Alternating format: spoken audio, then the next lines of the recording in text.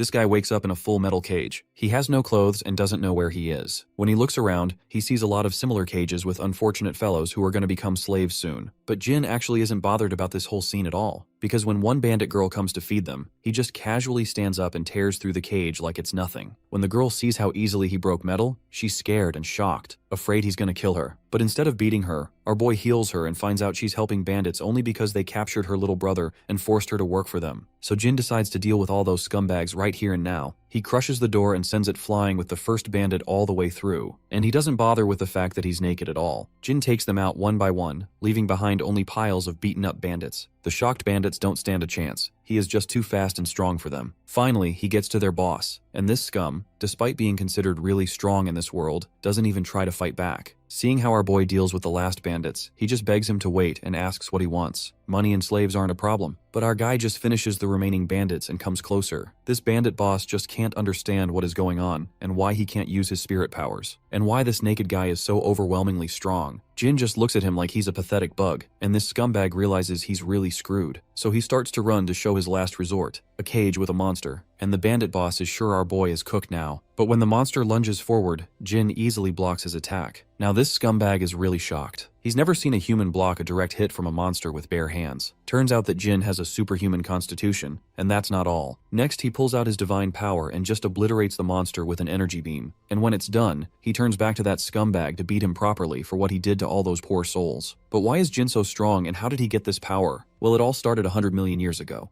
A massive catastrophe descended upon planet Earth, annihilating the entire human populace across the globe. The seed of this calamity took root when a mysterious virus began mutating animals, twisting them into otherworldly terrifying monsters that were later dubbed corruptors. Within a few short years, the outbreak spread so rapidly that humanity lost 99% of its population to the devastation. The remaining remnants of humanity tried their absolute best to hold the front lines and fight back. Unfortunately, it quickly became evident that conventional warfare was entirely useless against these beasts. Driven by desperation, humans began experimenting on their own kind. Out of all the trials, Jin Shudu was the only successful test subject to show actual results. Alongside him, scientists engineered a counter-virus comprised of nanomachines designed to restore the planet's corrupted environment. Armed with his newly obtained unparalleled abilities, Jin became the superhuman savior of this world, always attempting to protect the last surviving pockets of humanity. Ultimately, however, it was all in vain. They were simply too late, and eventually, even the final human survivors perished. With no one left to protect, Jin's existence seemed stripped of its purpose, having failed the very task he was created for. Or at least, that's what his scientist friend Kagura believed. Jin held a fundamentally different perspective. To him, there was still a reason to keep going.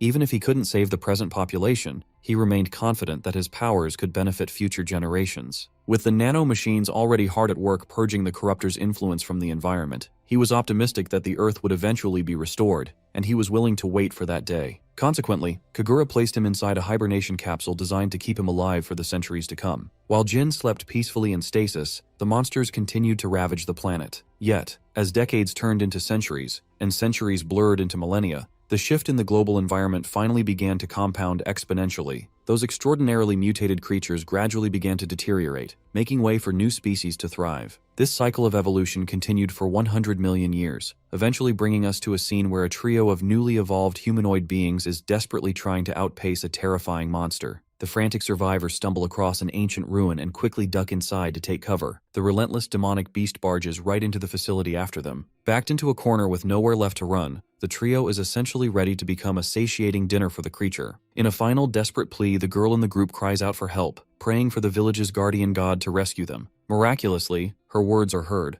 triggering the awakening of our boy, who had been sleeping in the capsule right behind them for 100 million years. The ancient human unleashes an energy beam, bullseying the monster on the spot. The confused trio has no clue what the hell just happened, and the situation only gets more messed up when a butt-naked man pops out of nowhere. The very first thing this naked Chad does is look for his clothes, which are neatly preserved in an indestructible lockbox his friend Kagura had developed. After booting up the lab's ancient systems, he discovers he has basically speedrun 100 million years into the future. Although the passing of eons has corrupted most of the data, it's an absolute miracle the machines are functional at all. It appears the nanomachine virus Kagura created did exactly what it was supposed to, annihilating the corruptors which helped preserve the facility. He also finds a communication cube left behind by his old friend, though its contents remain a mystery for now. He then turns toward the humanoid locals, completely forgetting his manhood is just dangling in the breeze. Realizing there are literal kids staring at him in the buff, He quickly gets dressed, restoring the same fresh look he rocked millions of years ago. A short while later, he exits the facility with the trio, only to be instantly blinded by the intense sun shining above the horizon. Truthfully, he wasn't expecting such a vibrant sight. The view before him is nothing short of magnificent, a stark contrast to the apocalyptic wasteland he once knew. The kids immediately start heading back toward their settlement, insisting that their guardian god follow them. Our boy, on the other hand, is far too preoccupied trying to figure out exactly what kind of species he is dealing with. After all, humanity should technically be fossil fuel by now. These humanoids with distinct animal traits must be the result of millions of years of evolution, mixed with the continuous interference of nanomachines. Not to mention, these guys are speaking the exact same language used by humans eons ago, heavily implying they branched off from the exact same root. He introduces himself as Jin Shadu, requesting that they just use his first name. In return, the girl with goat ears introduces herself as Hakama Phil. The koala-looking dude is Danpo, and the cat girl beside him is Shandy. Hakama decides to save the rest of the pleasantries for later and begins dragging Jin along, explaining that her village is just around the corner. She's incredibly desperate to bring their newfound guardian god home so he can fend off the current invaders. Tragically, by the time they arrive, the village has already been raided and devastated, with multiple settlements completely engulfed in flames. Shandy absolutely loses it at the catastrophic sight and rushes ahead in sheer panic to find her mother. As they survey the damage, Jin takes a moment to contemplate their dire situation. He immediately notices how flimsy the town's fortifications are. Both the boundary walls and the houses are constructed from simple wood. This detail alone makes it glaringly obvious that this new civilization is technologically way behind the human era he remembers. Pushing deeper into the village, Jin spots a woman actively fighting off a bizarre monster. From just a single glance, it's obvious she's barely holding her own. It doesn't take long for him to realize that the creature she's facing looks identical to the corruptors from millions of years ago. Furthermore, the surviving corruptors aren't the only unusual thing here. Little Hakama apparently knows some kind of magic technique that makes her physically glow. Ultimately, her intervention proves unnecessary. Jin dashes forward and effortlessly knocks the living daylights out of the monster with a single devastating kick. Moving swiftly, he scoops up the injured older woman in his arms and dashes out of the danger zone,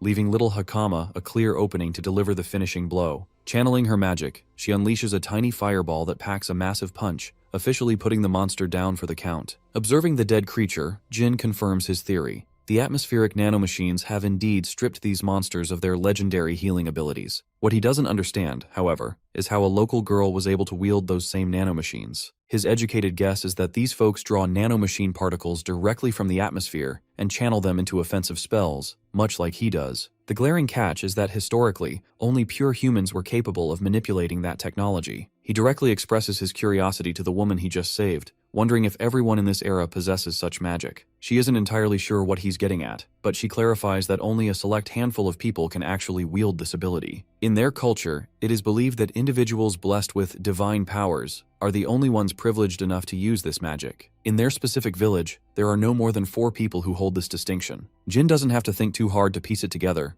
Divine powers is just their primitive, fancy way of explaining nanomachine manipulation. Hakama rushes over to the older woman, who turns out to be her grandmother, anxiously inquires about the rest of the villagers, only to learn they have already evacuated. This statement washes a wave of relief over the trio, though the grandmother is deeply worried about why the kids returned to the dangerous village instead of evacuating with everyone else. After all, the beast they just fought was merely a larva compared to the massive adult monster currently terrorizing the area. Suddenly, a voice of reason penetrates through the tension, assuring the old lady that there is absolutely nothing to fret about. That giant invader she mentioned? This newcomer confidently claims he can slaughter it single-handedly. The grandmother is shocked to see these familiar faces back in the war zone and immediately questions the man about the other villagers. The blue-haired warrior confirms that the rest of the civilians have safely reached the shelter. As it turns out, the older man accompanying this blue-haired guy is actually Hakama's father. The two share an emotional reunion. Naturally, he demands to know where she ran off to. The girl honestly admits she went straight to the sealed door, much to the grandmother's absolute shock. The older woman is furious that Hakama wandered into that godforsaken territory. According to local legend, the domain beyond that door belongs strictly to the guardian god of the village. Because little Hakama felt utterly threatened by the monster invasion, she explains she simply went to seek the deity's help. And, as she proudly points out, the literal god from their legends is standing right beside her. Understandably, the grandmother is highly skeptical, flat out refusing to acknowledge this random young lad as their divine protector. Even worse, based on his appearance, they assume our boy belongs to an inferior species, making the idea of granting him such a sacred title downright ridiculous. Stepping in, little Shandy tries to convince her blue-haired brother that Jin is the real deal. In response, her highly prejudiced brother is quick to dismiss her claims, pointing specifically to Jin's ordinary human ears. In their society, anyone who doesn't inherit distinct animal traits is classified as a lesser being. As far as this guy can tell, his little sister is just operating under a massive, naive misunderstanding. Still, the little girl stands her ground, proudly revealing that this man easily defeated the invader chasing them. Unimpressed, her brother brushes the feet off, arrogantly claiming he could take down an invader just as easily. Turning his attention to our hero, who already looks utterly exhausted by all this unwarranted crap, the blue-haired warrior threatens the intruder, telling him to leave the village immediately because they have no room to accommodate a being of inferior blood. The yapper just walks right past Jin, still running his mouth. He's so painfully full of himself that he voluntarily takes on the suicidal job of killing the giant invader all by himself. By the way, this arrogant bluehead goes by the name SARS.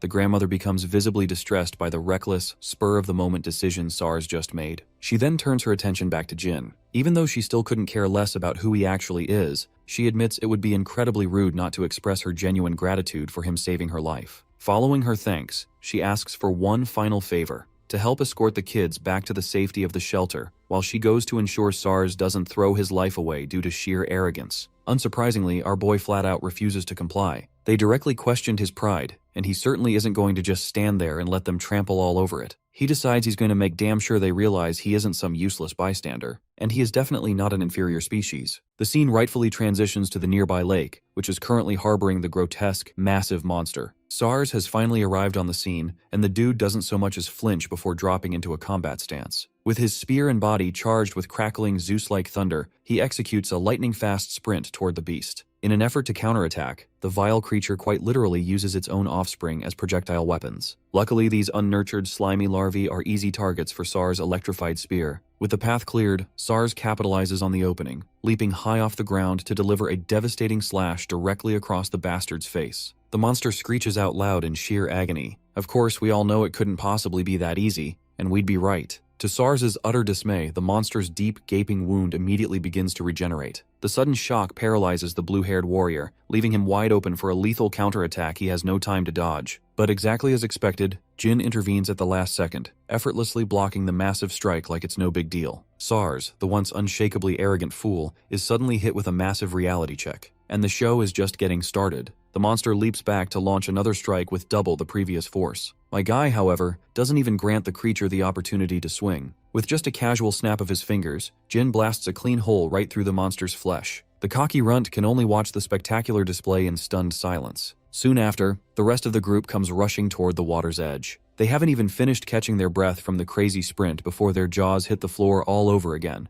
watching our boy block the colossal monster with a single hand. As the monster continues trying to apply immense force, Jin genuinely starts getting bored of the exchange. Deciding to wrap things up ASAP, he grabs SARS by the waist and leaps out of the way.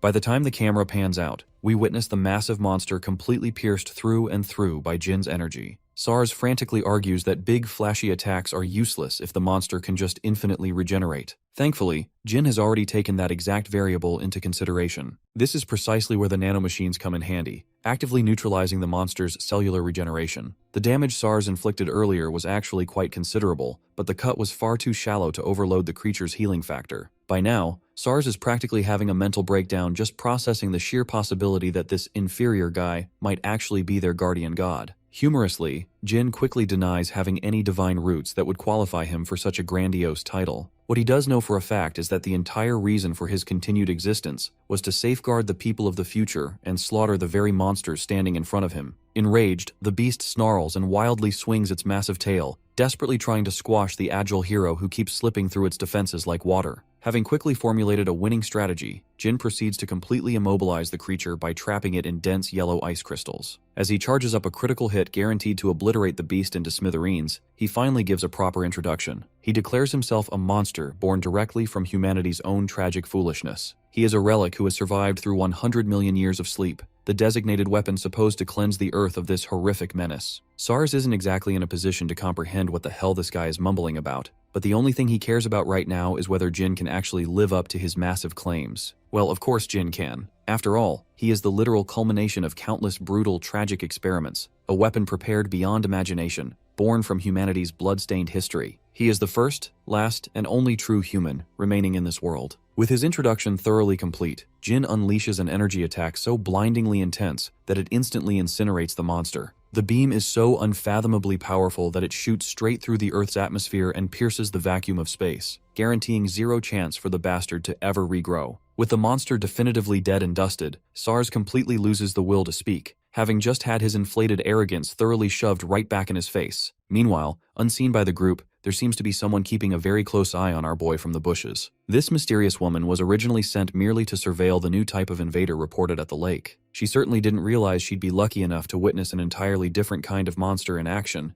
As far as she's concerned, even the elite top brass of the Holy Knights back in the royal capital wouldn't dare go solo against such a colossal threat. Yet, this unknown young gun just made it look like an absolute piece of cake. The spy is so hyped that she literally cannot contain her excitement to relay everything she just witnessed back to her guild. Later that day, Jin finally listens to the million-year-old holographic message his friend Kagura left behind for him. His digital buddy kicks things off by acknowledging that millions of years must have passed by the time Jin actually watches this. Because of this massive time jump, Kagura desperately wonders what the future of Earth looks like and whether the planet's environment has actually healed. Right off the bat, he delivers the bad news. The evil corruptors will never truly go extinct, even if the world itself drastically recovers. And honestly, that fact is already pretty evident since Jin literally just finished fighting one. Kagura reveals that while Jin was in deep hibernation, he periodically entered cold sleep himself, just to observe the gradual changes happening across the globe. Thanks to the environmental restoration, the overall number of corruptors was steadily decreasing. Unfortunately, as the ecosystem shifted, the corruptors began to evolve right alongside it. This adaptation was a glaring sign that the world would never be able to completely rid itself of this menace. To counter this, Kagura explains that he intentionally genetically edited the newly emerging life forms,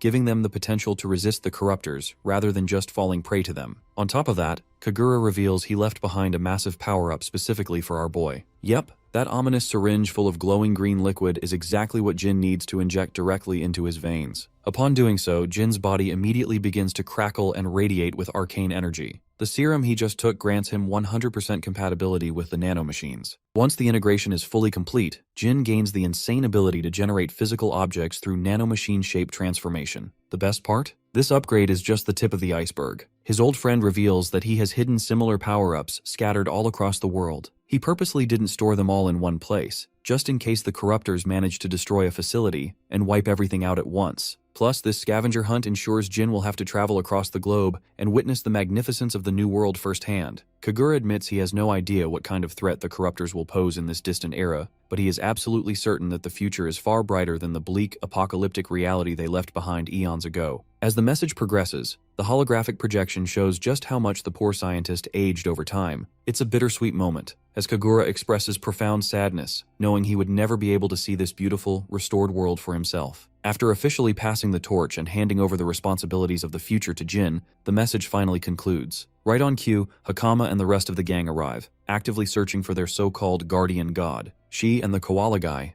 Danpo, have come to drag him back to the village because the entire settlement is eagerly waiting for him. As they head back, Jin's sharp eyes catch a glimpse of a familiar research facility access key dangling around Hakama's neck. Curious, he inquires about the pendant, wondering exactly how she got her hands on it. Hakama explains that long ago, an incredible individual told her ancestors to pass it down through the generations as a protective charm. Legend had it that if imminent danger ever threatened the village, this very key would summon the guardian god to protect them. Hearing this, Jin is deeply moved. He's thrilled that his friend went to such incredible lengths to set everything up for him, leaving him feeling profoundly indebted to Kagura. Back in the center of the village, a full-blown party is already underway. While everyone is busy stuffing their faces and drinking, the kids finally parade their guardian back into the spotlight. However, the mood shifts slightly as the adult villagers immediately start gossiping upon seeing an inferior species creature. To their narrow minds, it simply doesn't make sense for a biologically ordinary being to hold the legendary title of guardian god. Just as they are loudly doubting our boy's potential, SARS suddenly stands up and completely goes off on the group for daring to point fingers at their savior. He even goes so far as to dish out some well-deserved punches. After all, these hypocrites were the very same cowards who hightailed it out of there the second danger reared its ugly head. Watching this wild back and forth, Hakama and Danpo can practically smell the sheer hypocrisy radiating from SARS. After all, he was literally the first person to scoff at and vehemently doubt Jin's strength just a few hours prior. The village grandmother steps forward to address Jin personally. Feeling overwhelmingly indebted, she attempts to express her utmost gratitude on behalf of the entire settlement.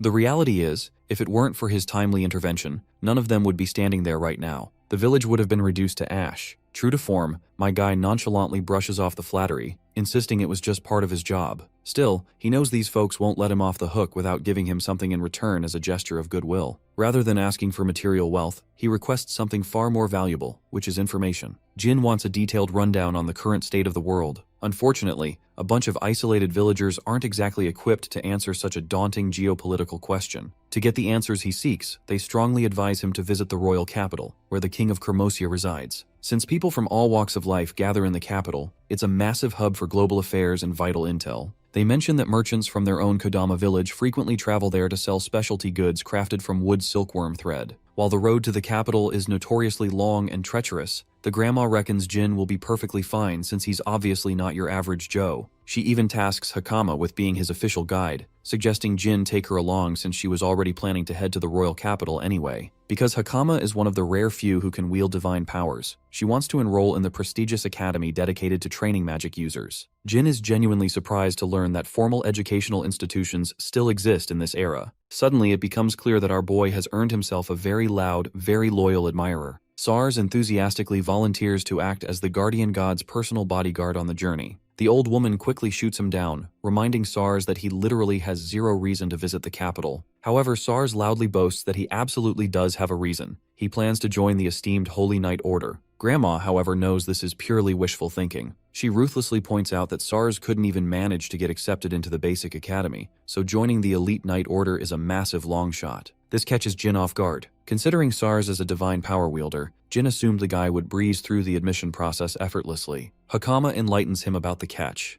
There's a mandatory written exam designed specifically to filter out the idiots, and Sars was tragically a victim of his own sheer dumbness. Banter aside, Jin finds himself growing increasingly curious about this elite class known as the Holy Knights. Speaking of which, the scene transitions away from the village to a heavily armored knight. He is visibly stunned to learn that the giant invader terrorizing the Kodama village region has already been completely annihilated. The one delivering this massive bombshell is the exact same spy chick who was watching the entire lake battle from the bushes. The knight demands she confirm the facts one more time, and the girl firmly corroborates her story without a single moment of hesitation. The Holy Knight is in absolute disbelief. Until today, he never could have imagined that anyone outside of their elite order possessed the raw capability to solo a monster of that caliber. Right in the middle of their debrief, a corruptor suddenly attempts to ambush the spy, leaping at her exposed back. The knight reacts with blinding speed, drawing his sword and slicing the monster cleanly in two. Instead of retreating to the safety of the kingdom, the knight makes a bold decision. He is officially too intrigued, eager to personally track down and meet the mysterious man who effortlessly slaughtered such an enormous beast. Jin wakes up to a gorgeous morning enjoying the taste of air, still finding it hard to believe that he could enjoy a scenery like this. Part of him regrets that his dear friend Kagura can't see it alongside him. One of the kids brings him his clothes, urging the guardian god to put them on. In the next scene, we have our boy out on the village side. Hakama's grandma is telling her to fulfill her duty properly as a guide, while Sars is acting all fed up that he couldn't be the one to lead Jin as a travel guide. Jin takes special interest in the guy and even praises Sars' movement, assuring him that he'll be waiting for his arrival at the royal capital. This remark turns Sars squealing into a fangirl, wishing the guardian god the best and hoping that he takes care of Hakama. Hakama herself is told to be safe, and with that, the journey of the two begins with their departure. The midget and the tall man walk together, crossing all kinds of gorgeous and scenic views. Hakama shows him around, until finally setting camp, Jin asks about how far the capital is. Apparently it's 4 more days of walking, so it's not as far as he expected, but she's really curious about his side and why he's bent on exploring the world. Refusing to share, he tells her that it's a secret. Deep down, Gojo over here knows that the corruptors are still alive based on Kagura's loose description, and he even got to encounter a few in this era. Their normal rate of reproduction only occurs in destroyed and polluted environments, the exact opposite of this place, which means something or someone is causing a change behind the scenes that needs to be investigated. Hakama is scared to see him make a face so serious while lost in thought, so he apologizes to her for contemplating. Jin understands one thing. This era isn't totally dominated by the corruptor creature. Signs of survival are clear and around. His first main goal is to investigate the people of this era, then deal with the corruptors. Researching the monsters isn't so hard as he can personally do it at his leisure. Apart from that, Bro wants an immediate change and requests Hakama to stop calling him a guardian god. She gives him too much respect even then, and he has to urge her to just call him Jin. The sound of a horse galloping catches the attention of both. A holy knight has arrived alongside his team, urging to have a moment with our duo. This guy looks like your average Prince Charming, except Jin doesn't care and asks about his identity anyway. Hailing from the Holy Knight Order, the captain of the 7th Division announces himself as Argus Ulton. The concept of a Holy Knight is still new to our boy, who wonders if these are the interesting beings that the villagers mentioned. Among Argus's team, one bratty knight gets a temper tantrum and roars at the commoner for showing complete ignorance to her leader by refusing to stand up. She even tells her captain that these two must be the culprits, only for Argus to tell her to tone down. Karina is fussing in the background while the Holy Knight addresses Jin with more respect this time. Our boy is simply curious about Karina's words earlier, but the Holy Knight brushes it off, acting like she was just being rude. Argus then changes topics and asks about the identity of the man, where he came from, or where he's headed next. Hakama shares that they belong to Kodama village with a route set to the royal capital. Karina uses this as confirmation again, acting on her high horse as she accuses the two of being the inferior species. In fact, she goes on this whole pretentious exposé, acting like she's 3000 IQ for revealing inferior beings from Kodama village. Jin is actually fascinated by the advancements of this world when he hears that there are birth records, but Argus butts in again and stops Karina for making reckless assumptions. In fact, he can tell that the little girl Hakama is actually wearing special Kodama clothes, ones that are revered with high quality, even at the capital. The children of the village don't wear such royal clothes, therefore confirming that they are indeed from the village, proving Karina's dumbass wrong again. Though he's certain of the girl, Argus unsheathes his blade and points it at the man standing before him, declaring him different from the rest. First, he's never even seen this guy's clothes, posing the question where he belongs to. The Holy Knight shares that many bandits have been plaguing the road between Kodama village and the capital. It's possible that this guy is one of those bandits trying to traffic children, and Hakama is also in on the act while acting harmless. The little girl tries to pitch in with a denial, but they don't believe a single word. Without thinking things through, Hakama charges up an attack, only to get cornered with several magical swords pinning her from every direction. She earns the praise of the Holy Knight for having divine power, while our boy is pretty impressed by the power of a Holy Knight. Argus's capabilities are strong, Jin can see that right away, and now that he's in a position of true authority, the Holy Knight demands an explanation on where the man came from. That information will be the deciding factor between letting our boy live or not, but just hearing that, Jin glares at him with the look of murder. The tension is strong, but eventually, Bro decides not to pursue his feelings and simply gasps that he came from Kodama village. Karina jumps up to call him a liar to his face, but Argus genuinely accepts this explanation and puts down his weapon. This is a shocking turnaround, especially when the dude was moments away from making death threats. The Holy Knight can sense that he's not telling a lie, while Hakama officially declares Jin as the guardian god of the village. The concept of a guardian god fascinates the Holy Knight,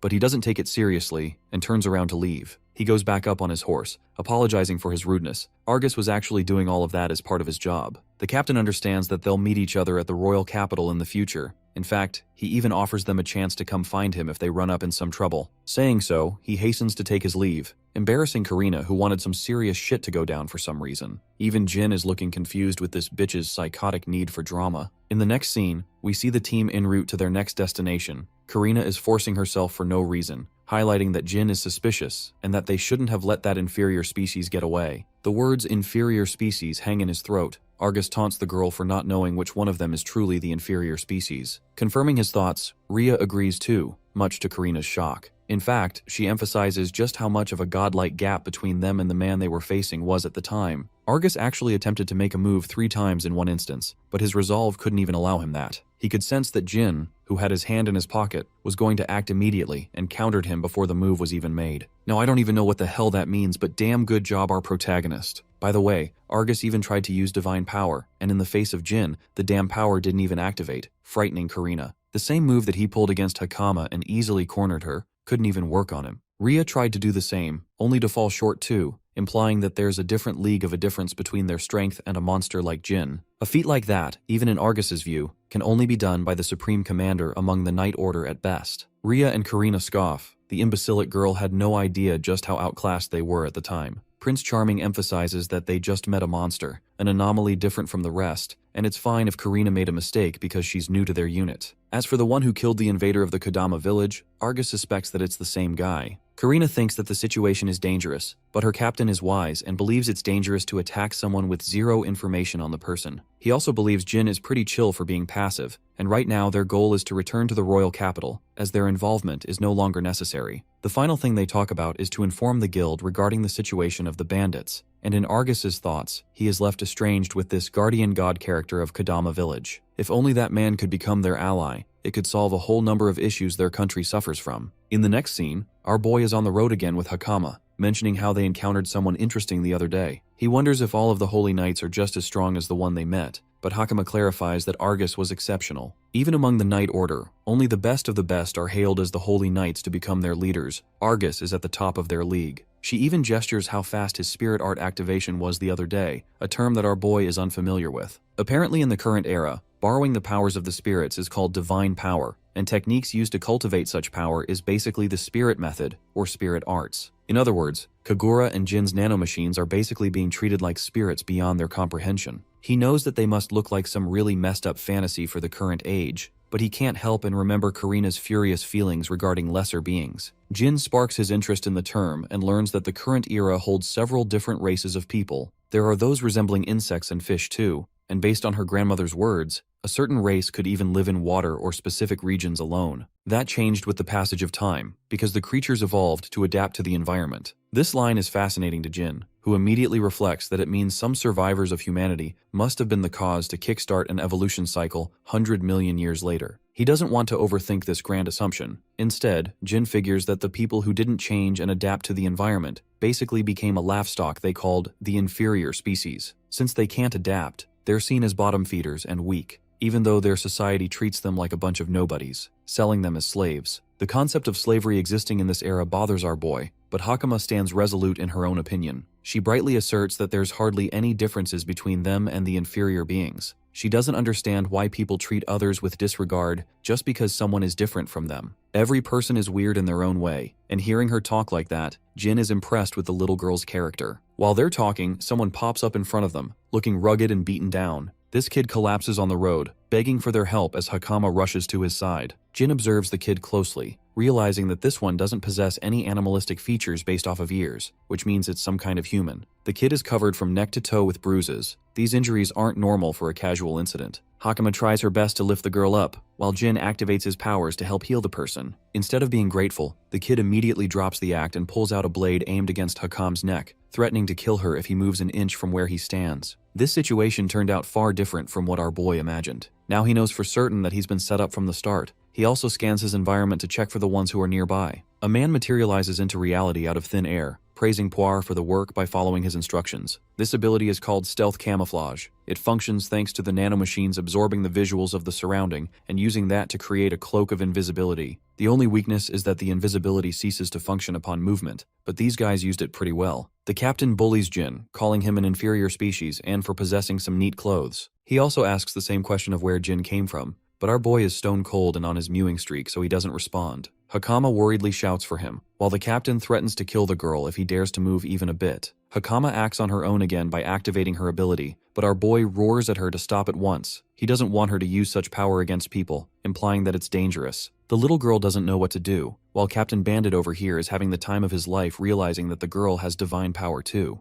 They ask Jin if he can also wield such strength, but bro is in the mood to fuck around, so he acts like a mystery to be found out. Pissed off, the meathead kicks him down, reminding the inferior species to stay in his lane. The captain takes issue with his subordinate trying to damage their goods. Then again, they don't have high hopes of them selling at a good price. They don't even entertain the idea of Jin possessing divine power since he looks like an inferior being at best. While at the same time, Hakama is starting to realize that these are the bandits and slave traders that Argus warned them about. The bandit leader activates a spell of his own to take care of the girl first, while Hakama is fearing for her life that they'll be taken and sold as slaves at this rate. In the next scene, hilariously, Jin wakes her up from her beauty sleep. Bro's got no shirt on because these fools literally stole all his drip, only sparing his undies. Hakama seems to be alright, but she's genuinely curious where they're even at. It looks like some kind of containment facility where the other slaves are kept. Jin explains that it's the hideout of the bandits, even pointing to the ones that were captured before them. All of these guys look like they're in rough shape. Most are inferior species. It's a grim scene, but hilariously Hakama is more curious why this dude's got his tits out in the open like that. Jin explains they took everything away from him for looking strange, but she's just amazed how confident this man is without his clothes. Apparently this look is what suits Jin most in comfort, but aside from that, she's the most curious why he didn't fight back then and there. With his godlike power, he could have wiped them in a single go. Before he could answer, Poir is sent inside the room for some breakfast. After finding them awake, she offers them a meal. Hakama is pissed off, but Poir doesn't really care whether they hate her or not, as she never had any expectations of being forgiven. The pure girl is annoyed, but Jin stuns blue hair by actually calling her kind. It comes as a shock to the pretend victim, but in reality, Jin shares that bad people don't even care about the concept of whether someone hates them in the first place, or if they deserve forgiveness. The fact that Poir thinks of these things is enough to conclude she's kind. Regardless, the underwear man over here is done playing yoga and gets to the real business. He grabs hold of the bars and in Uncle Iroh fashion, literally freaking bends them apart to carve him a way out. Poir is left flabbergasted by what she just saw. In reality, Jin has actually been waiting for her all this time for a private conversation. The blue hair is confused as to why, but Jin can already sense that she's blackmailed into working because someone she cares about is imprisoned here somewhere. Poir is terrified that how this guy's guess is so damn accurate. He even goes on to heal her wounds, emphasizing that the only reason he was fooled is because he knew the girl's wounds were actually real. Criminals don't really go around roughening up their own allies to near-death condition.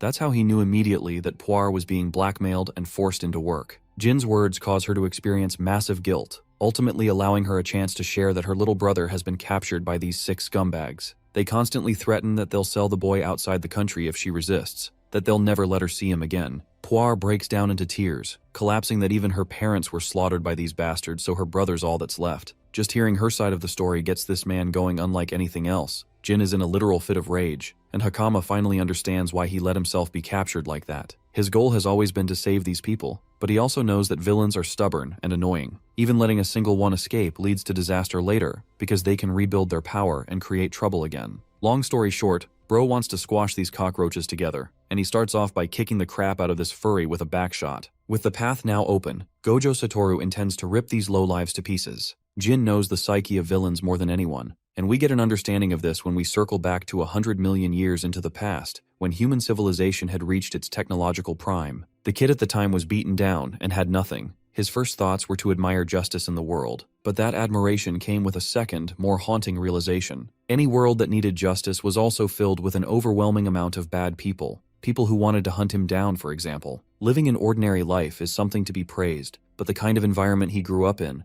the boy never experienced the peace he ever wanted. So when it came to the people who tried to mess with him, Jin literally crushed them under the weight of his powers, breaking their bones and destroying them over the years. He took down bad people everywhere he went, continuously crushing the ones that disrupted the peace of the world, until one day a man came to him, suggesting a different opinion. He thought that Jin had been born into the wrong world, and that leads us back to the present. Our boy is walking like a Chad to confront the losers in front of him, having already laid waste to piles of bodies. Bro just wants to increase his kill count, and refusing to answer any questions, he throws one of their own at the henchman in front. The moment one of them catches the guy, our boy swoops in with a lightning-fast kick and slaughters the other. His friend is left horrified because Jin just sends this dude with a crater in the wall, appearing no different than a goddamn monster who doesn't know how to stop. Terrified, the guy tries to run away, but it's pointless. Only his agonizing screams reach the lower-level captives. Poir can sense that this scream is coming from the others. She's genuinely starting to wonder who the hell Jin is. Hakama casually reveals that this dude is a walking god, and that they have nothing to worry about as he'll take care of everything by himself. Right now, they need to follow his instructions to head outside, but it's terrifying to Poir that they're about to be saved. The leader of the bandits isn't exactly easy to beat, even though he possesses a talent for powerful divine magic. In a battle of brute strength, it's hard to imagine anyone taking that guy down. But while Poir is thinking such useless thoughts, our boy already has the dude quivering on his knees. The boss begs Jin to stop, offering him lumps of money, even adding slaves into the picture. By the way, Poir's brother is kept in this room. Jin is disgusted by the mere suggestion of being offered slaves. He kills another guy in front of the boss, while the bandit leader questions what the hell is going on. Not even his spirit arts can seem to activate in the face of this man's divine powers. But even more than that, is the mystery of why Jin gained all this power. Hilariously, our boy calls this clown a half-baked villain, because the real ones at least have the spirit to run away when they know they're outclassed. But the bandit leader alongside his henchmen are all condescending assholes who look down on others, deluding themselves that maybe they could win. But the moment they fear a loss is in sight, they begin to plead. Honestly, this verbal beatdown is satisfying, and following our boy's advice, the bandit leader moves his feet to start running. He goes straight to the elevator to pull the lever, unleashing a secret weapon they've encaged as a monster. Jin is shocked to find a corrupted under their control. It's a powerful beast acquired for a certain noble. What bothers me is how the hell purple Arnold Schwarzenegger over here couldn't break out of his cage sooner. The bandit leader is more than happy to give Jin a challenge, vowing to reduce everything to chaos as the creature roars its battle cry. The first attack is made by the corrupted monster, who swings to pummel down Jin on his feet. The attack is blocked, giving us a view of that massive Gaiat in the process. The bandit leader is left speechless by the power of Jin's the power of his muscles. Meanwhile, Jin shares that he was literally born with a superhuman body, possessing muscle fibers several orders of magnitude higher than the average person. Now that it's his turn to strike, this man kicks the creature back, before vowing to unleash more of his strength. Bro shoots a Kamehameha wave like he's Goku or something, wiping out the monster to pieces in a single blast. All that yapping and the bandit leader is back to where he started, on his knees again. Jin stares him down, wondering what this pathetic scumbag will do next. Now that he's run out of options, Bro tries to weasel his way out, begging to be spared. But my glorious white-haired king responds with a hook to his face, refusing any chance of mercy. With the matter settled, he takes back his aura farming drip and apologizes to the kids in advance for waiting. First, Bro wants to check the documents to gather direct evidence of their crimes. He opens a drawer and finds an interesting set of notes. Just one glance at them probably makes you think that this dude has hit the jackpot. But no, our boy has absolutely no idea what the hell he's reading right now. The language is unfamiliar to him, so he is too intense to use Hakama for help. Even then, Jin just can't place a finger on why these bandits were using the corrupted. To confirm his suspicions, he inspects the torn remains of the monster he defeated. This way, he can access the cameras of the surrounding nanomachines floating in the room. Jin wants to check the records of last week at the least, and stumbles across a footage of his liking. Apparently this one noble came to them with the monster, and refused to elaborate his intentions with the creature. Instead, he left them a little nugget. This conniving villain hinted at the demise of the country soon. Jin takes note of this detail for later, while the scene cuts to the children that escape the containment. Poire ends up reuniting with her little brother. The two embrace each other in a long hug, feeling safe that neither of them got hurt badly. She turns and addresses Jin as a god, thanking him for all his efforts, while Bro refuses to accept the name. Aside from that, he's curious about the people in red uniforms currently seizing the bandits. Apparently they're supposed to be guild staff members. In fact, the person with the majestic hair and beard standing close to them is the guild master of their city. The same man is drawn to Jin and comes up to ask if he's connected to the incident. Our boy confirms his contribution, imploring Padrak to introduce himself formally as the guild master and thank him for his efforts. He takes one look at the guy, stunned as to how someone could defeat such a large number of people without even taking a single hit. Despite wielding the appearance of an inferior species, Padrak can tell this guy is no laughing matter. The guildmaster shares that the incident resulted in heaps of damage. Bandit extermination requests are at an all-time high. This makes Jin curious, because he thinks any lord would do his best to prioritize the capture of the bandits. The guildmaster laughs, arguing that not even the lord has that level of authority. Dealing with the crimes is considered the duty of the guild members, the ones who swear their loyalty to the king. Even if Lord Shapian, the ruler of the land, were to commit crimes, they would have to report the situation to the king, even if something like that seems unlikely. Padrak is confident in his assumption, while Jin is comparing the situation from 100 million years back, realizing that a lord represents a mayor, and the guild is acting like the police. Even then, Lord Shapian is not someone who can be trusted easily. Jin decides to surrender all the documents that he recovered from the bandits, questioning if they can be of any use to the guild. The guildmaster reads one of them, only to realize that it's a proper list of the ones who traded with the bandits. Thanks to this list, they can easily arrest the whole group. Curious, Jin asks if the city lord's name is also on the list. But impressively enough, Lord Shapian's name is nowhere to be found, making him a clever villain who hides his tracks. For now, Jin can't do much about the situation. He's helped free the slaves, so he wants to know what will become of them now. The guildmaster assures them that the guild will take responsibility for returning them home safely if a missing report has been filed. But for the ones who don't have such a thing, unfortunately, they don't have anywhere to go. The system is shitty because it refuses to account for cases like Poire and Nino, who lost their parents, so Jin asks for a shelter to keep them in. Shockingly, this era doesn't even have a shelter in town. Padrak can only find work for these kids, but because they're both classified inferior, doing that will be difficult too. The kids are sulking, while Jin is disappointed that it's all the same in this world. He doesn't want to leave these kids alone, even if there's nowhere to work. Suddenly, an idea pops up in his head, so he asks them if these two would be willing to work somewhere if they had the chance. Poire agrees and wants to give it a shot, which reminds Jin of the Golden Knight Argus, who once offered to help them if needed. In the next scene, we're at the royal capital Koshia to visit Argus. The Holy Knight is on his way back when suddenly he experiences a sudden chill out of nowhere. Arriving at his residence, he tells the team to rest up for the day. Argus returns to his quarters. He's welcomed by an entourage of maids and butlers welcoming him with pride and glory. The first thing he does is ask for an update, and from the reactions of his servants, the Holy Knight can gather that something must have happened. The butler apologizes for troubling his master only when he's just returned. While this is going on, his sister watches the scene from above with a glaring look. Argus receives the report and gets an immediate headache. The situation is way worse than he thought it would be, as an invader seemed to pop inside the capital and wreak havoc. The question of how it got in is less important to him, but rather who helped navigate the beast inside is the real problem. His best guess is that it's someone from Harnisk Academy, a place teeming with suspicious people plotting their demise. Regardless, he's in dire need of comrades to control the situation of the capital, and at this time, Jin and his group resume their journey for the capital. 3 days flew by into the extermination mission. Poir began to wonder if there's truly a job for inferior beings like them to take up in the capital. Being the kind man he is, Jin assures them that their ability to read and write is already a huge edge, so he urges the kid to have more confidence. Hakama, on the other hand, points in the distance, sharing that the capital is near. Our boy is absolutely gobsmacked when he stares at the grand beauty of the royal capital. By the evening, they arrive inside the capital. The place is hustling with people all around. Hakama reveals that the capital relies on imports, which means every kind of good is available here, even the Kodama clothing that they once mentioned about. Jin finds it interesting and all, and takes notice of a bunch of insect mutants too. There's an abundance of races around here, showcasing how they all develop differently. The streets are tidy, safety is top-notch in the capital too,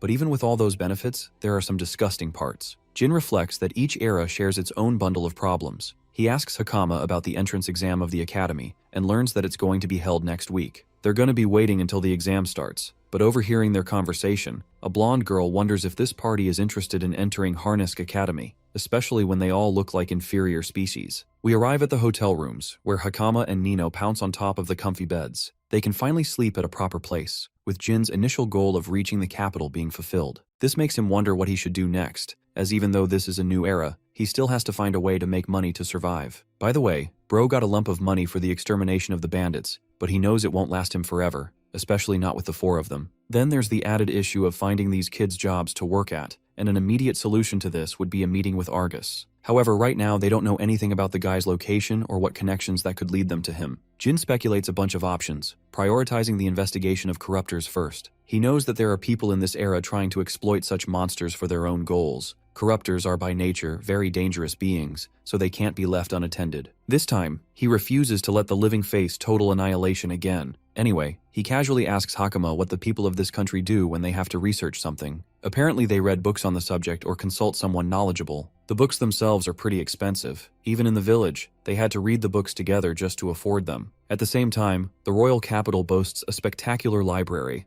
allowing research to be much easier. Jin likes that idea, because now he can use that library to his advantage and find clues about the laboratory that Kagura left behind. In the next scene, Bro's at the receptionist desk, but the girl openly rejects him from using the facility. Since books are considered sacred national property, they don't allow just anyone free entry. Only the students of a recognized academy or nobles are allowed to use such a place, once more complicating the situation for our boy. Hakama hilariously reminds Jin that Bro can't even read in his current state. Though he's trying his best to learn letters, it'll take him a while to get a full grasp of the language. Bro's scratching his head like he's got an exam to prepare for, while 2 dudes in a cloak are secretly spying on them as part of their mission. They come up to confront Jin for a simple chat, but actually it's a conversation that starts with a violent punch. Our boy reflexively grabs his fist right away, before taunting the guy for having amazing manners in his introduction. So much for the city's safety when people are attacking like this. But the guy remains arrogant and Jin wards off his fist up in the air, diverting a powerful magic blast. The fighter praises him for having sharp instincts, while Poir can't fathom how these guys are openly using divine power in the middle of a civilian zone. Our boy wants to know what's the deal with these losers, and quickly realizes that someone put a hit on his head. That only works out in his favor though, even though these bullies threaten Jin's group to get lost from the capital unless they want to deal with danger. Jin doesn't really budge on his position, inviting the guy to try and attack him again, only to get his fist caught and literally slammed into the hard ground. After delivering a reality check to one of them, he turns to the other who is firing a magic blast right at him. Jin refuses to dodge and blocks the fiery attack head-on, making this guy think he dealt some serious damage. But out of the smoke emerges a hand, as he quickly grabs the guy and lifts him up as if he weighs nothing. Adopting a serious tone, Jin mocks them for being pathetically weak while challenging him, that is if they even have the will to try. Bro really is the Gojo Satoru of this story. Meanwhile, his victim is questioning how on earth a low-level species is capable of so much strength. Suddenly, a knight's order stops the fight. It's Karina who is annoyed that she has to interrupt her day off for this trouble. The girl doesn't even care about the assailants who attacked Jin. She just wants to throw both Hakama and our boy in jail for the last time, much to Jin's favor, causing a scene that attracted the attention of someone connected to Argus, even if she's currently screaming in his face. After busting a street fight, Karina spots Jin and immediately gets excited because she believes she has finally caught the inferior species Jin causing trouble in the city again. She is just about to start lecturing him, but a demi-human spectator standing nearby approaches her and admits that she saw everything that happened. The spectator explains that Jin was actually the one who got attacked first, and that he was only defending himself during the fight. When Karina checks the faces of the attackers, she quickly realizes that they are her usual foolish troublemaker juniors from the Harness Academy. She quietly hopes that the Holy Captain's younger sister is not involved in this mess again. Jin asks Karina if she is currently on patrol and questions her about it, pointing out that he thought guild members usually handled duties like this around the city. Karina replies that she was simply taking care of her nightly responsibility of maintaining order while she was on her way to visit a cafe nearby. Now that she has personally seen Jin defeat several strong students from the academy with ease, Karina begins to feel that her captain's earlier suspicions about this so-called inferior human might actually be correct. She then tries to excuse herself and asks Jin to avoid getting into trouble again,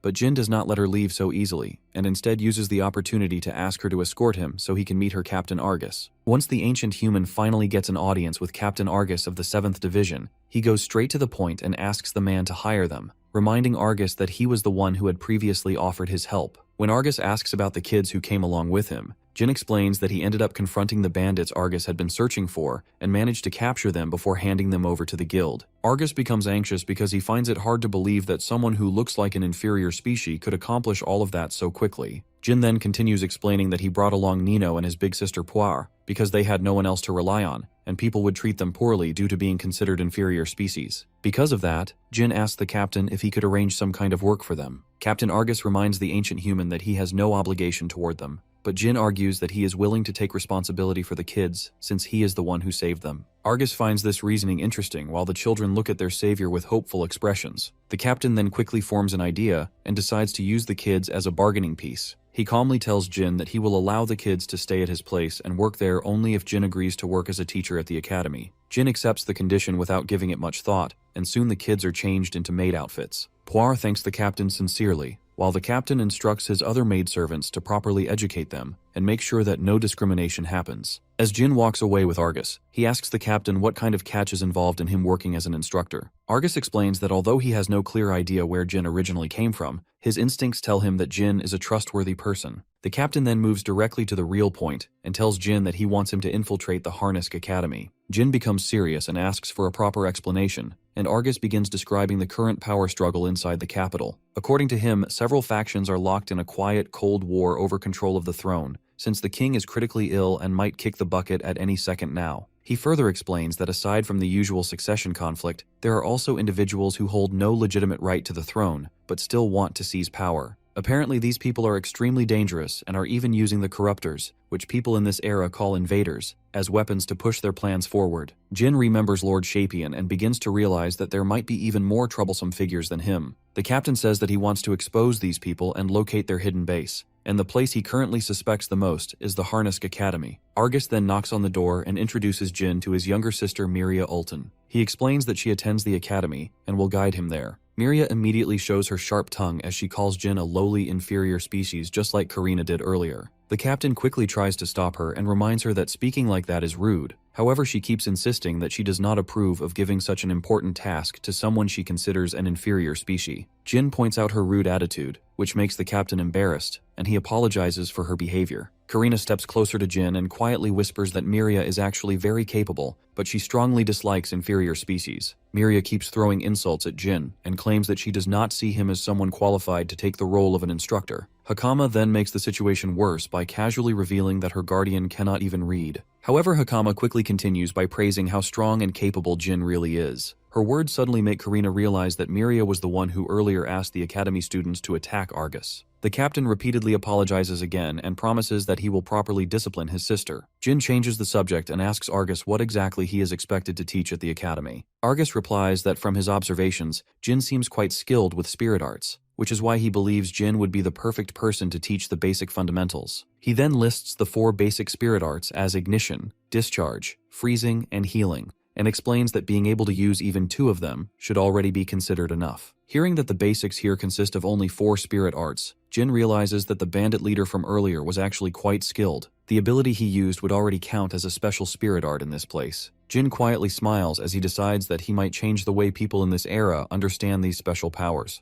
The story then shifts to a week later when it is finally time for Hakama to take her entrance exam at the academy. Argus walks in together with Jin, since he wants him to take responsibility for the instructor duties this year. It appears that every year one division from the Night Order must fill this position, and this time it is the turn of the 7th Division. While Jin quietly walks behind them, the fat man named Rudman keeps staring at him the entire time. They eventually arrive at the headmaster's office and Argus respectfully greets her. The headmaster smiles when she sees her former pupil doing so well in the Night Order. She then brings up the ongoing faction struggles inside the country and suddenly begins criticizing Jin, arguing to the captain that he should not treat the academy so lightly that he would send an inferior species to handle such an important role. The captain firmly insists that Jin is more capable than anyone else in his division. When the skinny rat Lord Gita notices that the headmaster seems ready to accept Jin as their instructor, he quickly objects to the idea. He now takes over the role of insulting the poor ancient human, and strongly argues that they cannot allow an inferior human to take such a position. The headmaster then turns toward Lord Rudman and asks for his opinion regarding this protest. The fat man casually agrees with the concern,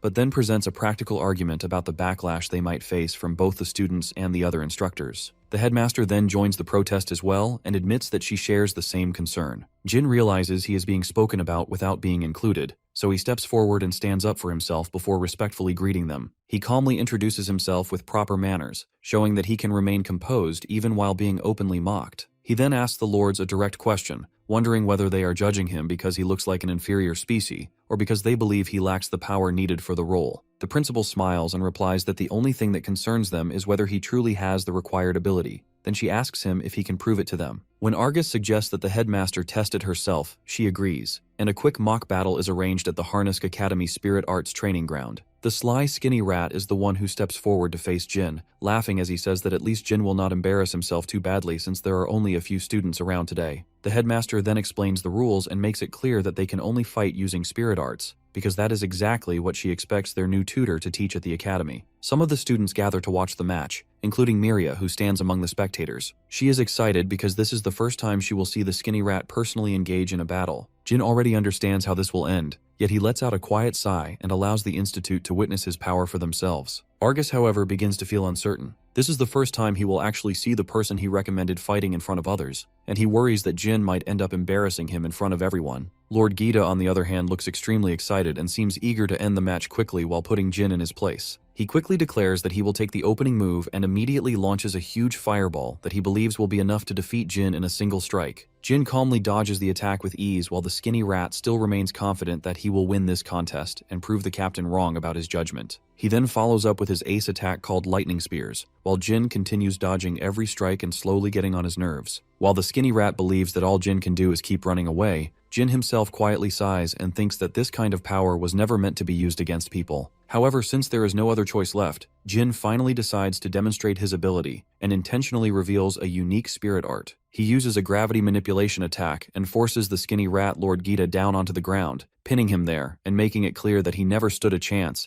and that his arrogance meant nothing in the end. The headmaster and Lord Rudman the Fat Man are both left shocked by what they witness. Even Argus and his sister Miria stand there with their mouths open after seeing such a clean display of power that they have never witnessed before. When they ask what exactly just happened, Jin calmly explains that he simply manipulated the gravity surrounding Lord Gita. When he hears people saying that they have never seen anything like this before, Jin smiles quietly as he realizes just how much there is for the students as well as the instructors of the academy to learn. Lord Gita grinds his teeth in frustration as he lies flat on the ground, looking absolutely miserable. Out of sheer pity for the wrinkly old man, our hero finally releases the gravity pressure pinning him down. Gita has a meltdown, shouting that a spirit technique like that should not even exist. He insists the inferior must be using some kind of illegal trick. Our boy quietly stands there and takes the verbal abuse like a champ while the geezer screeches in his face like a Karen. Watching the exchange, the headmaster calmly makes her decision. The surrounding students are impressed as well. Miria, in particular, cannot understand how he controls that much divine power. Normally, inferiors barely possess any at all. Her curiosity spikes, and she is determined to uncover who Jin really is. The scene shifts to the welcome ceremony 1 week later. There, the headmaster announces that Harnisk Academy was founded to train warriors capable of eliminating invading threats. Anyone too weak to keep up has no place within its walls. However, those who succeed are practically guaranteed a future filled with status and influence. Observing from above, a few demi-humans standing near Miria are surprised by how many newcomers have gathered. Quite a few of them do not even come from noble families. A lion demi-human named Rias greets Miria casually. He mentions that it is unexpected to see her attending the welcome ceremony in person. While chatting, he suddenly notices an inferior sitting beside the faculty and nearly chokes. He completely loses his composure when Miria reveals that the inferior is actually their new teacher. She asks Rias for his honest first impression based purely on appearance. When he bluntly describes the guy as an average nobody with no wife and no life, she admits that was her initial judgment too. Feeling multiple stares drilling into him, Jin quickly realizes he cannot start investigating the academy too openly from day one. Before anything else, he needs to rebrand his image from a worthless inferior into something more neutral and unthreatening. Right now, it feels like he has a giant target painted on his back. After the ceremony concludes, it is finally time for his first class. Meanwhile,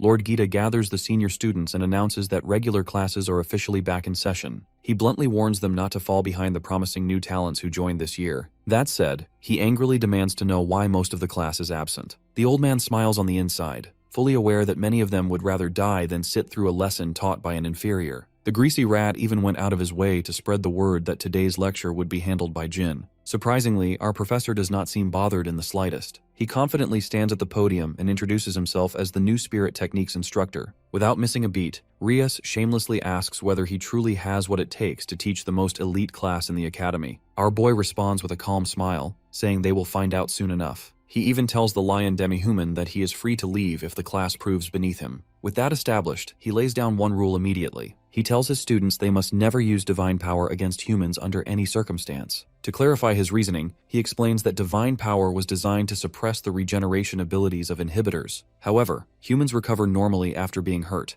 revealing that its true purpose was always to eliminate invaders. Hearing that, some loudmouth at the back starts trash-talking, calling him soft because he supposedly lacks divine power. The brat insists he has every right to use his strength however the hell he pleases. Slightly annoyed, Professor Jin invites him to test whether he is truly as weak as claimed. Right there in the middle of class, he tells the student to hit him with his strongest move. The kid grins arrogantly, declaring he will never attend class again if the professor so much as scratches him. Seizing the opportunity, he conjures a lightning spear crackling with energy. Even Lord Gita tenses up, worried the classroom might not survive such a reckless attack. Without hesitation, the student launches the spear straight at Jin, kicking up a massive cloud of dust across the room. Everyone assumed the inferior got destroyed. But then, a blade shoots out from the haze and jams into the wall behind him, barely missing his ugly mug. Jin calmly states that the sword could have pierced him completely if he truly intended to end him. With that, he delivers his first lesson of the semester. Never judge someone purely by appearance. Rias watches in silence, wondering if that technique even qualified as a spirit art. Professor Jin continues smoothly, explaining that inferiors are labeled that way because they are considered weak. Then, as someone clearly leagues above them, he asks what that would make him. His aura surges to its peak as he answers his own question. That, he declares, is what you call a teacher. Next, he delivers a second lesson. He asks the same kid if he knows the criteria required to activate spirit arts. Acting like it is common knowledge, the student answers that it all comes down to vivid imagination. If you picture something clearly enough, the spirits will carry it out. Professor Jin agrees that imagination matters, but adds that there is one critical element they are all missing. He explains that spirits respond to different wavelengths, and they are what really trigger their actions. There are 8 primary wavelengths in total. Among them, ignition, discharge, healing, and freezing are the 4 most people know. However, gravity control, light control, atmosphere control, and spatial manipulation also exist.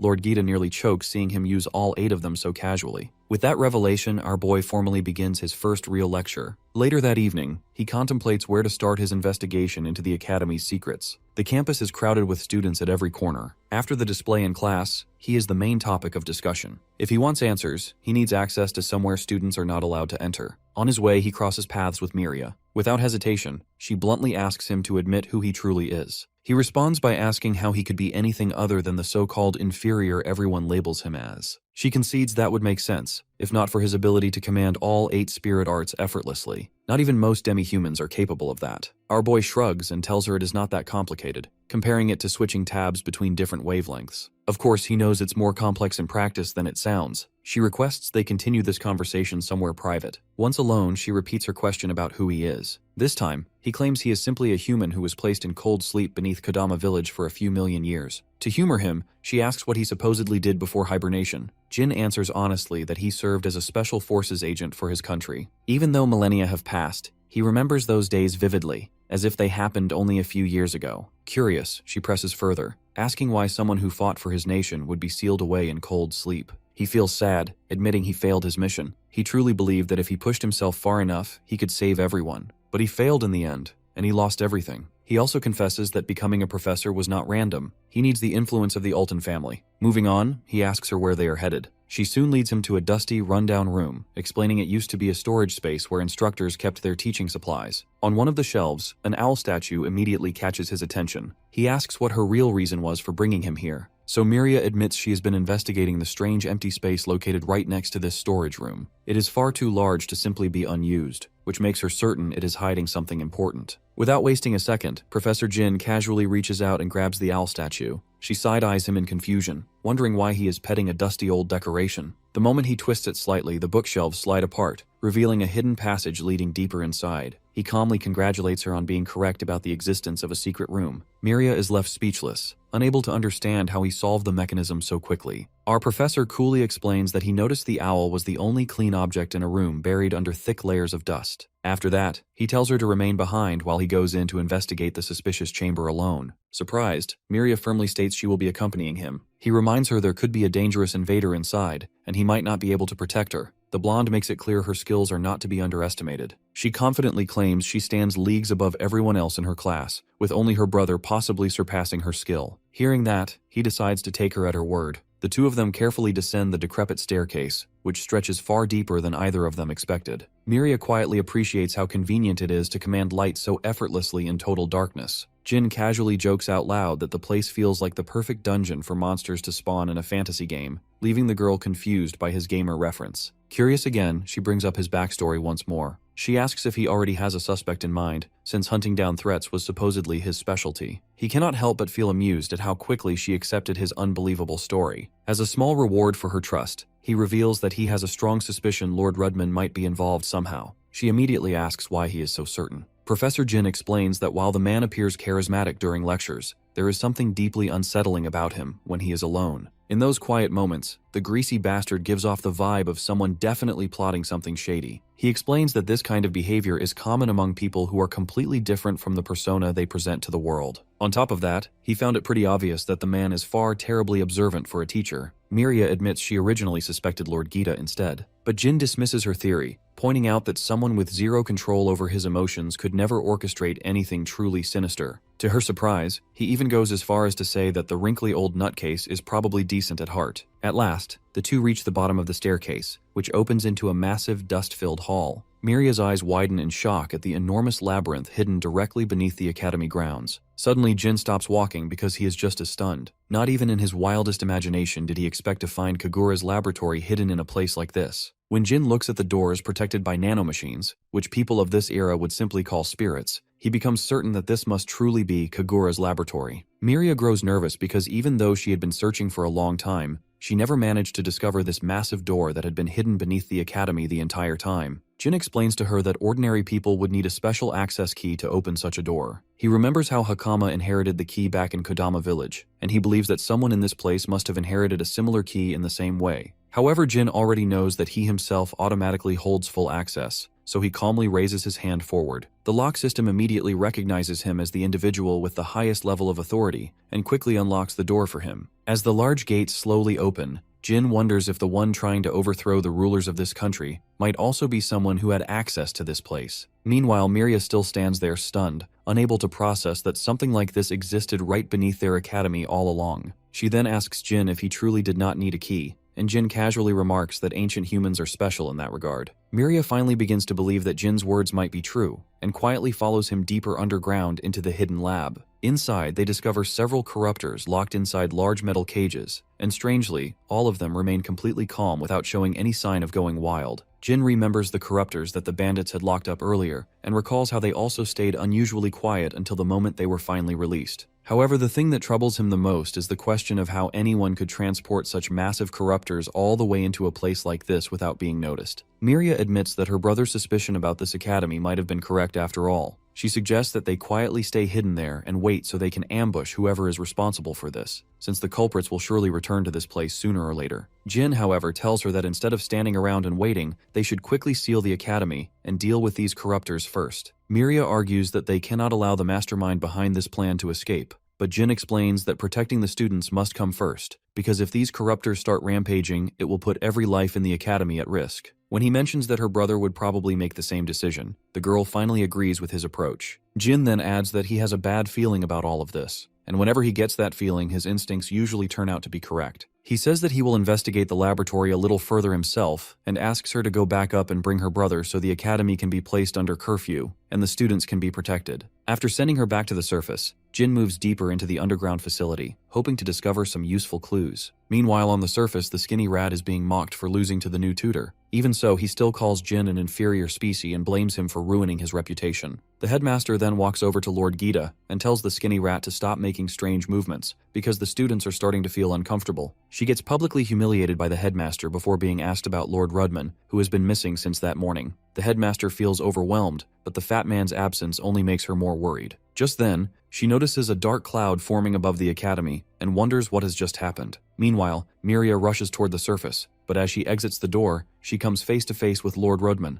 the fat man who had been missing since the morning, now wearing a purely evil expression that clearly shows he is up to no good. Back in the lab, Jin examines some strange reddish portals that appear to pulse as if they are alive. He wonders whether this thing is actually alive and if Kagura is the one who created it. Jin then finds the message cube Kagura left behind along with the nanomachine injector. The ancient human hopes the cube will contain clues to help him understand and resolve the current situation. He quickly activates the cube and a hologram of Kagura appears, casually holding a coffee. Kagura had already expected Jin to reach this facility before anyone else since this lab is the closest to where he would awaken. The doc explains that in this lab he was developing a device that humans had never accomplished even hundreds of millions of years ago, and that a small portion of the device's power has been sealed within the injector for Jin to use. He praises himself for this achievement before finally revealing that the mind-blowing device he is referring to is actually a teleportation device. Never in his wildest imagination did he think Kagura was capable of building something on this scale, but now everything starts clicking into place. Argus mentioned that invaders appeared across the city out of nowhere. Alarm bells start ringing in his head, because whoever owns this device is likely behind everything, especially with an entire zoo's worth of monsters locked up down here. Then he notices something off about the mad scientist's recorded message. The original teleportation device was a pure blue color. If that is true, then what the hell is this red device standing in front of him now? Just as the nearby clock strikes 12, the device activates with a violent hum. Jin steadies himself, bracing for whatever nightmare is about to crawl out of it. Instead, every invader inside the cages instantly vanishes into thin air. Up on the surface, Argus and the Holy Knights witness their worst nightmare unfolding in real time. Hundreds of invaders rain down from the sky onto the royal capital, looking like they just dropped into a battle royale match. Back underground, the greasy fat man turns toward Miria with the creepiest smile imaginable. He mockingly asks why she seems so tense and impatient. Miria coldly tells the pig responsible for all this to step aside unless he is asking for a fight. Genuinely surprised, Lord Rudman admits he suspected she had been investigating him for quite some time. Unfortunately for her, she simply figured it out too late. When Miria demands to know what that means, he calmly declares that the day of judgment has arrived. The balding potato sighs, revealing he originally planned to delay this event, but the two rats snooping around his laboratory forced his hand. More specifically, he realized that the real threat to his grand plan is Jin. Every instinct in his gut warned him that the new instructor would become the biggest headache imaginable, just like Miria's brother. Without needing confirmation, he already knows Jin was the one who uncovered the hidden passage. Deciding he has wasted enough time talking, he concludes it is best to eliminate all witnesses right here. Miria almost laughs at the idea that he believes he can defeat her. A disturbingly demonic grin spreads across Rudman's face as he boasts about the unimaginable power he has gathered. What he does not realize is that a girl is quietly creeping up behind him with a pot larger than his own head. Miria nervously sweats, torn between fear for the girl and doubt over whether this ridiculous plan will actually succeed. Without hesitation, Hakama swings with everything her tiny arms can muster and smashes the fat bastard's lard-filled head. Miria stares at her in shock and wants to know how she even found this place. Hakama hurriedly explains that she came looking for Jin. There is absolute chaos outside, and it will be impossible to save everyone without their guardian. On the way, she ran into another new student, Kudo. The girl mentioned that their professor entered the storage room not long ago. The new girl feels slightly guilty about knocking out a teacher, but Hakama insists the creep deserved every bit of it. Besides, since he never saw their faces from behind, they could easily pin the blame on the blonde princess if things go south. At that moment, Jin finally reaches the top of the stairs. Concerned, he asks what happened, only to spot a floppy pig on the floor like a fallen bowling pin. Hakama quickly snaps him out of it and informs him that the city outside has descended into complete chaos. He is not surprised at all, because he already knows there is only one destination the lab's invaders could have been sent to. Miria turns pale as the realization hits her, and the three of them rush outside without wasting another second. Fires rage across the city, and nearly half of it lies in ruins. Terrified citizens scatter in every direction as hell breaks loose. Among all the invading creatures, one monster that looks like a hulking Vilgax stands out as the strongest by far. Seeing her beloved home reduced to this state leaves Miria completely speechless. Meanwhile, Jin feels the weight of failure crush his chest again, thinking he should have destroyed the device when he had the chance. Hakama snaps him back to reality again. She points at the massive tentacle monster, which is charging up a devastating attack aimed straight at the royal palace. Determined to atone for his mistake, Jin uses the injection Kagura left behind for him. After using it, he gains a toned-down version of teleportation. The mad scientist had explained that the nanomachines only store enough energy to activate it once every 24 hours. On top of that, its range is supposedly limited to a short distance within the user's line of sight. However, those restrictions apply to ordinary users, and Jin is anything but ordinary. Someone of his caliber can practically teleport as far as his eyes are capable of seeing. Without hesitating even a second, he vanishes and reappears directly in the path of the massive laser beam just before it can strike the royal palace.